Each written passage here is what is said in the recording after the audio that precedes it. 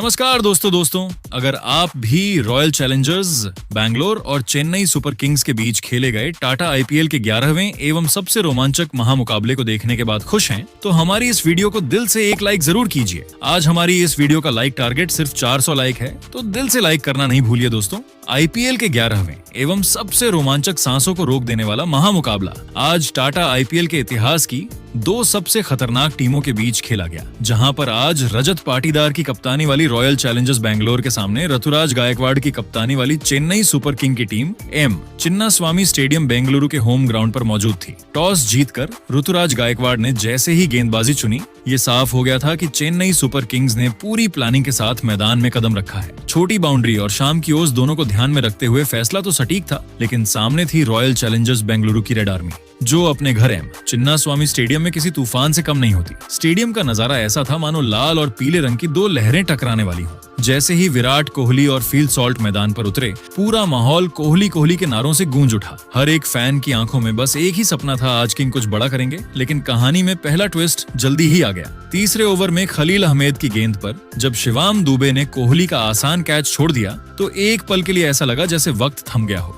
कोहली उस समय सिर्फ 2 रन पर थे और चेन्नई ने अनजाने में एक तूफान को खुला छोड़ दिया था, और फिर वही हुआ जिसका डर था। कोहली ने जैसे ही दूसरा जीवन पाया, उन्होंने गियर बदल दिया। मैट हेनरी के ओवर में उन्होंने ऐसा छक्का जड़ा कि गेंद सीधे स्टैंड्स की ऊपरी मंजिल में जाकर गिरी। उसके बाद एक क्लासिक कवर ड्राइव, शुद्ध क्रिकेटिंग कविता। स्टेडियम में बैठे हर फैन के चेहरे पर मुस्कान थी। लेकिन क्रिकेट है जनाब, यहाँ कहानी हर पल बदलती है। युवा गेंदबाज अंशुल कंबोज ने दिमाग से खेला। उन्होंने कोहली के आक्रामक मूड को पढ़ लिया और एक ऐसी गेंद डाली जिसने सब कुछ बदल दिया। कोहली पुल करने गए, लेकिन टाइमिंग गड़बड़ा गई, गेंद हवा में गई और इस बार शिवम दुबे ने कोई गलती नहीं की। 28 रन पर कोहली आउट और पूरा स्टेडियम एकदम शांत। अब बारी थी फिल सॉल्ट की और उन्होंने इस मौके को पूरी तरह भुनाया। उन्होंने आते ही आक्रमण शुरू कर दिया। चौके छक्के, हर दिशा में शॉट्स की बारिश। चेन्नई के गेंदबाजों की लाइन लेंथ पूरी तरह बिगड़ गई। ऐसा लग रहा था जैसे साल्ट नहीं, कोई तूफान बल्लेबाजी कर रहा हो। दूसरी तरफ देवदत्त पडिक्कल ने क्लास का शानदार प्रदर्शन किया। जहां साल्ट पावर दिखा रहे थे, वहीं पडिक्कल टाइमिंग और तकनीक से मैदान सजाते नजर आए। जेमी ओवर्टन की तेज गेंदों को उन्होंने बड़ी आसानी से बाउंड्री तक पहुंचाया। दोनों के बीच साझेदारी ऐसी बन रही थी जैसे दो कलाकार मिलकर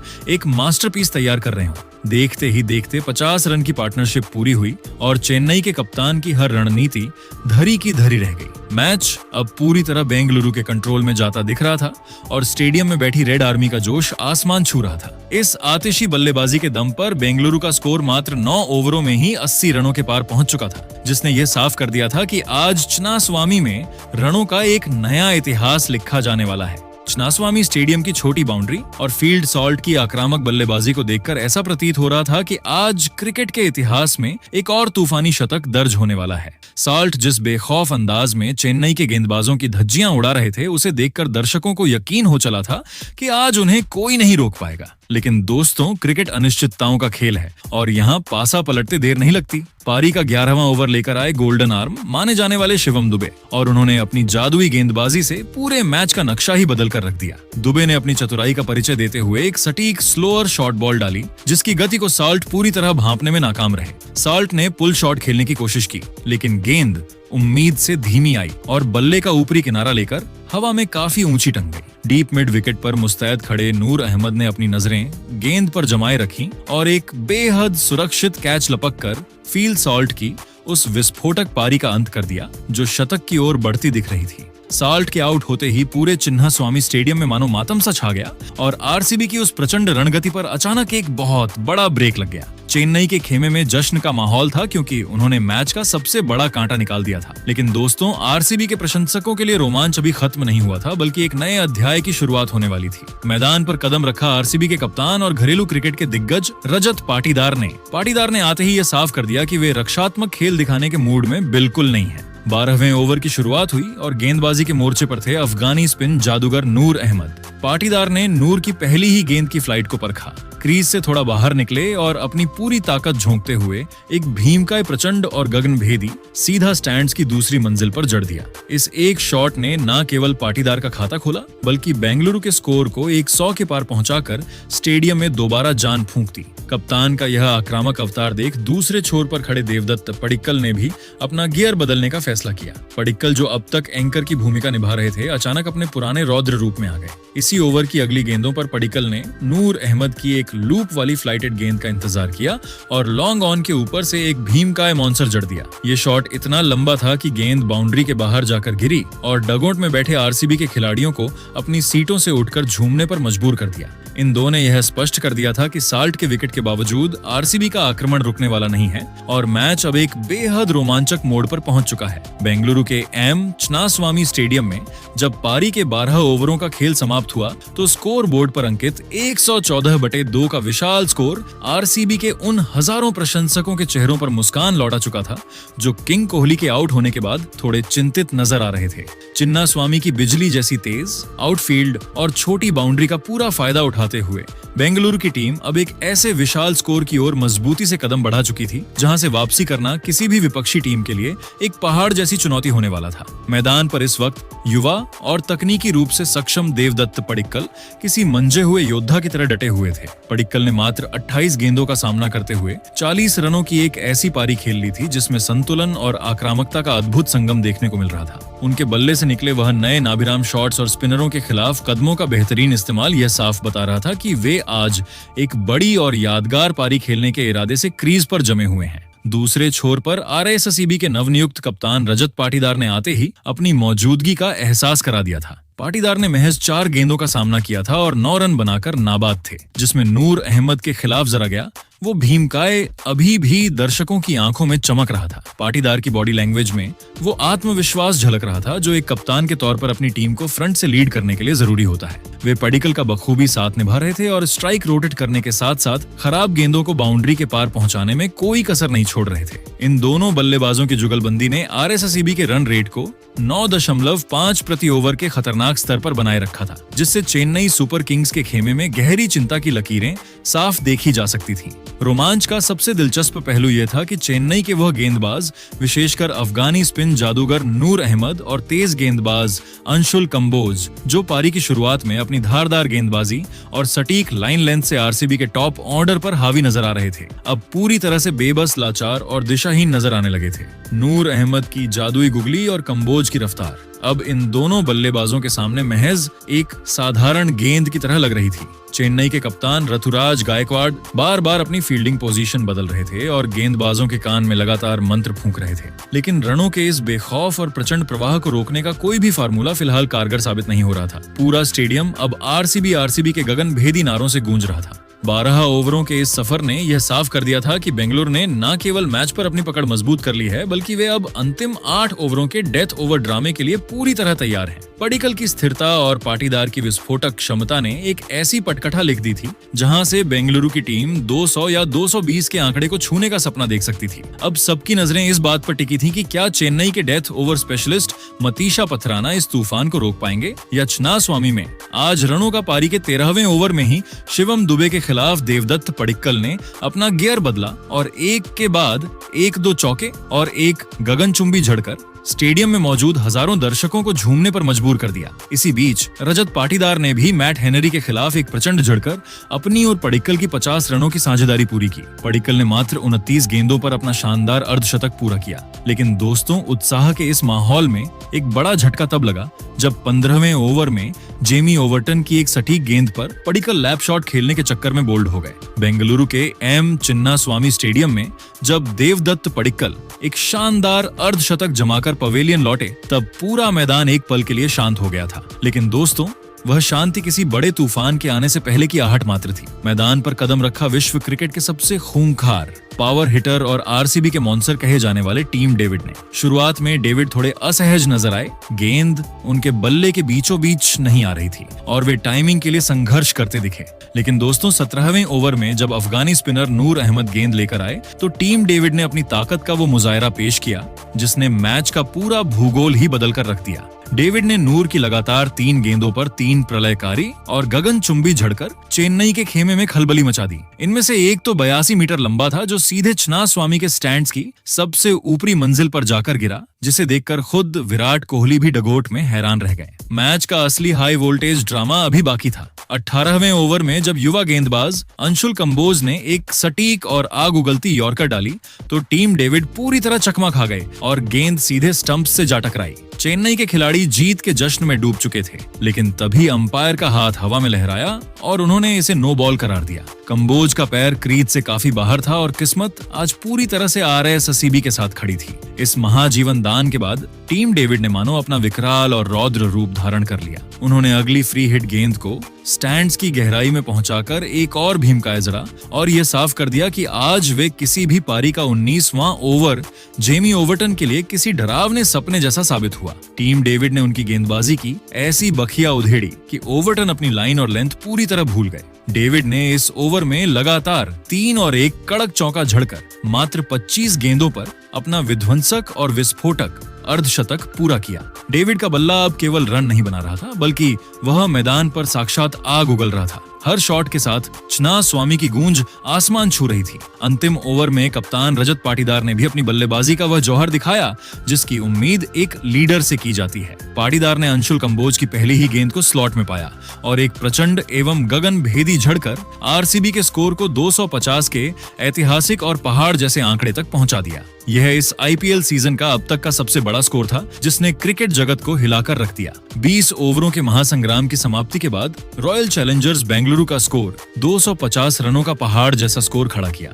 अब रनों की इस सुनामी के सामने पूरी तरह बेबस, लाचार और असहाय नजर आ रहे थे। पूरे बेंगलुरु का कोना कोना और चिन्नास्वामी का हर स्टैंड RCB के नारों से गूंज रहा था, मानो कोई उत्सव मनाया जा रहा हो। उत्सव पहले ही ओवर में जैकब डफी ने चेन्नई के कप्तान ऋतुराज गायकवाड़ को एक शानदार खाने के बाद अगली ही गेंद पर देवदत्त पडिक्कल के हाथों कैच कराकर पवेलियन का रास्ता दिखा दिया। बेंगलुरु के M चिन्नास्वामी स्टेडियम में उस वक्त एक ऐतिहासिक और भावुक पल देखने को मिला जब अनुभवी स्विंग सुल्तान भुवनेश्वर कुमार ने अपनी जादुई गेंदबाजी का प्रदर्शन किया। भुवी ने अपनी एक सटीक और कातिलाना हार्ड लेंथ गेंद पर युवा आयुष महात्रे को पूरी तरह से विवश कर दिया। महात्रे ने पुल शॉट खेलने की कोशिश की, लेकिन गेंद बल्ले के ऊपरी हिस्से पर लगकर सीधे मिड ऑफ पर खड़े कप्तान रजत पाटीदार के हाथों में समा गई। ये विकेट केवल एक विकेट नहीं था, बल्कि भुवनेश्वर कुमार के IPL करियर का 200वां विकेट था, जिसने उन्हें इस मुकाम पर पहुंचने वाला लीग का दूसरा गेंदबाज बना दिया। पूरा स्टेडियम इस महान उपलब्धि पर उठकर तालियां बजा रहा था। चेन्नई का स्कोर अभी 2 ओवरों के भीतर ही मात्र 10 रनों पर 2 विकेट हो गया था और येलो आर्मी के प्रशंसक गहरे सदमे में थे।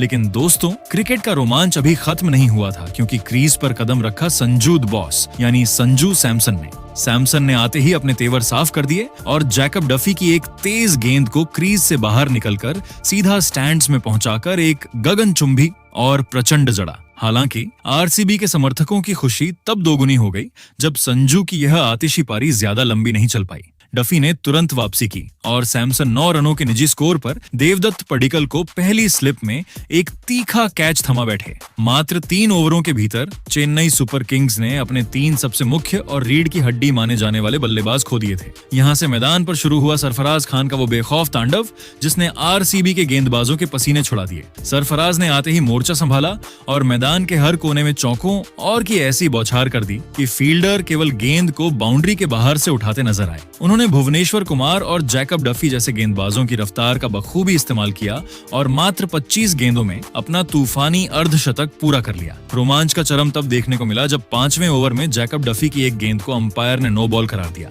सरफराज ने उस पर चौका जड़ा और फिर अगली फ्री हिट गेंद पर एक भीमकाय झड़कर उस ओवर से कुल 23 रन निचोड़ लिए, जिसने चेन्नई की पारी में फिर से जान फूंक दी। मैच का सबसे बड़ा और निर्णायक टर्निंग पॉइंट तब आया जब 7वें ओवर में कप्तान रजत पाटीदार ने एक साहसी फैसला लेते हुए गेंद अनुभवी कृणाल पांड्या को थमाई। कृणाल ने अपनी पहली ही गेंद क्विक और फ्लैट फेंकी, जिस पर सेट बल्लेबाज सरफराज खान 50 रन आगे बढ़कर बड़ा शॉट खेलना चाहते थे, लेकिन वे गेंद की गति से पूरी तरह मात खा गए और विकेट के पीछे खड़े जितेश शर्मा ने बिजली जैसी फुर्ती दिखाते हुए गिल्लियां बिखेर दी। सरफराज के आउट होते ही चेन्नई की लय पूरी तरह टूट गई। कृणाल का कहर यहीं नहीं रुका। इसी ओवर में उन्होंने कार्तिक शर्मा को भी अपनी फिरकी के जाल में फंसाकर आउट किया दिया और चेन्नई के मध्य क्रम की कमर तोड़ दी। खूंखार बल्लेबाज शिवम दुबे ने मैदान पर आते ही कृणाल को एक प्रलयकारी लंबा झड़कर अपने इरादे जताए, लेकिन दूसरे छोर से लगातार विकेट गिरते रहे। पारी का 10वां ओवर लेकर जब अभिनंदन सिंह आए तो स्टेडियम में एक ऐसा दृश्य देखने को मिला जिसे आईपीएल इतिहास के सर्वश्रेष्ठ पलों में गिना जाएगा। अभिनंदन ने एक जादुई गेंद डाली जिस पर शिवम दुबे ने जोरदार प्रहार किया। गेंद हवा में काफी तेजी से विकेट के पीछे जा रही थी। तभी विकेट कीपर जितेश शर्मा ने अपनी दाईं ओर हवा में गोता लगाया और केवल एक हाथ से एक अविश्वसनीय और हैरतअंगेज ड्राइविंग कैच लपककर दुबे की पारी का अंत कर दिया। इस सुपरमैन कैच ने पूरे स्वामी स्टेडियम को पागलपन की हद तक झूमने पर मजबूर कर दिया। 10 ओवरों के बाद चेन्नई का स्कोर 100 के पार तो पहुंच चुका था, लेकिन वे अपने 6 बहुमूल्य विकेट गंवा चुके थे और मैच पूरी तरह से आरसीबी की गिरफ्त में था। हालांकि अंतिम ओवरों में जेमी ओवर्टन ने अकेले दम पर संघर्ष जारी रखा और हार नहीं मानी। ओवर्टन ने रोमारियो शेफर्ड के 12वें ओवर में अपना रौद्र रूप दिखाया और लगातार 2 भीमकाए और 1 कड़क चौका झड़कर अपनी जबरदस्त पावर हिटिंग का लोहा मनवाया। ओवर्टन ने मात्र 8 गेंदों में 24 रन ठोककर यह बता दिया कि खेल अभी खत्म नहीं हुआ है। 12 ओवरों की समाप्ति के बाद चेन्नई सुपर किंग्स का स्कोर 136/6 पहुंच चुका था और प्रशांत वीर 17 रनों पर उनका साथ दे रहे थे। चेन्नई का रन रेट भले ही 11.33 का चल रहा था, लेकिन 251 रनों के उस हिमालय लक्ष्य तक पहुंचने के लिए उन्हें अभी भी अंतिम 48 गेंदों में 115 रनों की सख्त दरकार थी। उनका जरूरी रन रेट अब 14.38 के नामुमकिन स्तर तक पहुंच गया था। आरसीबी के स्पिनर सुयश शर्मा और अभिनंदन सिंह ने बीच के ओवरों में जिस सटीकता से गेंदबाजी की, उसने चेन्नई की जीत की हर राह को लगभग बंद कर दिया था। अब चुना स्वामी का हर कोना, हर स्टैंड और हर समर्थक केवल आरसीबी की जीत के गूंजते हुए नारों से सराबोर था के लिए सिरदर्द बन जाएगी। तभी 15वें ओवर में स्विंग सुल्तान भुवनेश्वर कुमार ने अपनी जादुई गेंदबाजी से मैच में वापसी कराई। भुवी ने एक सटीक शॉट ऑफ गुड लेंथ गेंद डाली जिस पर प्रशांत वीर 43 रन ने बड़ा शॉट खेलने की कोशिश की, लेकिन गेंद बल्ले के ऊपरी हिस्से पर लगी और कवर क्षेत्र में मुस्तैद कप्तान रजत पाटीदार ने अपनी दाईं ओर हवा में गोता लगाते हुए एक हैरतअंगेज कैच लपक लिया। प्रशांत के आउट होते ही चेन्नई को 7वां झटका लगा। हालांकि जेमी ओवर्टन अभी भी क्रीज पर मौजूद थे और उन्होंने भुवी के इसी ओवर में एक नो बॉल का फायदा उठाते हुए लगातार 2 चौके झड़कर आरसीबी के खेमे में खलबली मचा दी। बेंगलुरु के एम चिन्नास्वामी स्टेडियम में जैसे जैसे रात गहरा रही थी, मैच का रोमांच अपने उस चरम शिखर पर पहुंच चुका था जहां हर गेंद एक नई कहानी लिख रही थी। पारी का 16वां ओवर लेकर जब युवा लेग स्पिनर सुरेश शर्मा गेंदबाजी के मोर्चे पर आए तो उन्होंने अपनी कलाइयों का ऐसा जादू बिखेरा कि चेन्नई के सबसे खतरनाक दिख रहे बल्लेबाज जेमी ओवर्टन 37 रन पूरी तरह से मयूरभंज की पहेली में उलझ गए। सुयश ने एक सटीक और जादुई गुगली डाली जिसे ओवर्टन पढ़ नहीं पाए और बड़ा शॉट खेलने के प्रयास में गेंद हवा में ऊंची टंग गई। लॉन्ग ऑफ पर तैनात जैकब बेथेल ने बिना किसी गलती के एक सुरक्षित कैच लपका और इसी के साथ चेन्नई सुपर किंग्स की रही सही उम्मीदों पर लगभग पानी फिर गया। हालांकि क्रिकेट के इस महासंग्राम में ड्रामे की कोई कमी नहीं थी। इसके तुरंत बाद अभिनंदन सिंह ने एक ऐसा शानदार जीवन दान गवा दिया जिसकी किसी ने कल्पना नहीं की थी। उन्होंने अंशुल कंबोज का एक बेहद आसान सा कैच टपका दिया जिससे स्टेडियम में मौजूद आरसीबी के प्रशंसक थोड़े निराश हुए, लेकिन आरसीबी के पास रनों का इतना बड़ा बैकअप था कि यह गलती भारी नहीं पड़ी। पारी के 17वें ओवर में एक और दिलचस्प नजारा देखने को मिला जब स्पिनर नूर अहमद ने अनुभवी भुवनेश्वर कुमार की एक चालाक नकल बॉल को भांपा और उसे मिड ऑन के ऊपर से एक गगनचुंबी और प्रचंड झड़कर दर्शकों का भरपूर मनोरंजन किया। लेकिन दोस्तों, स्विंग सुल्तान भुवनेश्वर कुमार को यूं ही दुनिया का सर्वश्रेष्ठ डेथ ओवर गेंदबाज नहीं कहा जाता। भुवी ने तुरंत अपनी रणनीति बदली और अपनी अगली ही गेंद पर नूर अहमद 8 रन को अपनी जाल में फंसा लिया। नूर ने फिर से बड़ा शॉट खेलने की कोशिश की, लेकिन गेंद लॉन्ग ऑन पर खड़े विराट कोहली की ओर गई। कोहली ने चीते जैसी फुर्ती दिखाते हुए एक कठिन कैच को अपनी चिर परिचित तकनीक से बेहद आसान बना दिया और भुवी का स्पेल एक शानदार विकेट के साथ समाप्त हुआ। कैच लपकने के बाद कोहली ने भुवी की ओर दौड़कर उनकी पीठ थपथपाई, जो कि आरसीबी के खेमे की एकजुटता को दर्शा रहा था। अंतिम 2 ओवरों में चेन्नई सुपर किंग्स के सामने जीत के लिए नामुमकिन और अकल्पनीय रनों की दरकार थी, लेकिन युवा अंशुल कंबोज ने हार मानने से साफ इनकार कर दिया। उन्होंने दिखाया कि भले ही मैच हाथ से निकल गया हो, लेकिन वे अंतिम गेंद तक लड़ेंगे। पारी के 18वें ओवर में कंबोज ने जैकब डफी की गेंदों पर अपना रौद्र रूप दिखाया। उन्होंने पहले एक भाग्यशाली चौका बटोरा और फिर एक प्रचंड एवं भीमकाय सीधा स्टैंड्स में भेजकर अपनी बल्लेबाजी का लोहा मनवाया। जैसे ही 19 ओवरों का खेल समाप्त हुआ, चेन्नई सुपर किंग्स का स्कोर 204/9 पहुंच चुका था। समीकरण अब पूरी तरह से और आधिकारिक रूप से रॉयल चैलेंजर्स बेंगलुरु के पक्ष में झुक चुका था। चेन्नई को अंतिम 6 गेंदों पर जीत के लिए 47 रनों की दरकार थी। एक ऐसा लक्ष्य जो क्रिकेट के किसी भी व्याकरण, किसी भी गणित और किसी भी तर्क में नामुमकिन था। आरसीबी के गेंदबाजों, विशेषकर Bhuvneshwar Kumar, 4 over 41 run 3 wicket और सुयश शर्मा ने बीच के ओवरों में जो सटीक और धारदार गेंदबाजी की, उसने चेन्नई के मध्य क्रम और निचले क्रम को पूरी तरह से बेबस, लाचार और पस्त कर दिया था। पूरा चिन्नास्वामी स्टेडियम अब आरसीबी के गगनभेदी नारों से गूंज रहा था। ये साफ हो चुका था कि बेंगलुरु ने अपने घरेलू मैदान पर एक ऐतिहासिक, विशाल और यादगार जीत दर्ज कर ली है। चेन्नई सुपर किंग्स ने निश्चित रूप से बहादुरी से संघर्ष किया और 200 का आंकड़ा पार किया, लेकिन आरसीबी द्वारा खड़ा किया गया 251 रनों का वो हिमालय और पहाड़ जैसा लक्ष्य आज उनके लिए बहुत ऊंचा और अभेद्य साबित हुआ। इस जीत के साथ बेंगलुरु ने न केवल 2 अंक हासिल किए, बल्कि टूर्नामेंट में अपनी बादशाहत का भी ऐलान कर दिया। लेकिन दोस्तों, आपको क्या लगता है, आईपीएल 2026 की ट्रॉफी कौन सी टीम अपने नाम करेगी? अपनी राय नीचे कमेंट बॉक्स में जरूर दीजिएगा और ऐसी ही नई वीडियो के लिए हमारे चैनल को सब्सक्राइब जरूर कीजिएगा। धन्यवाद।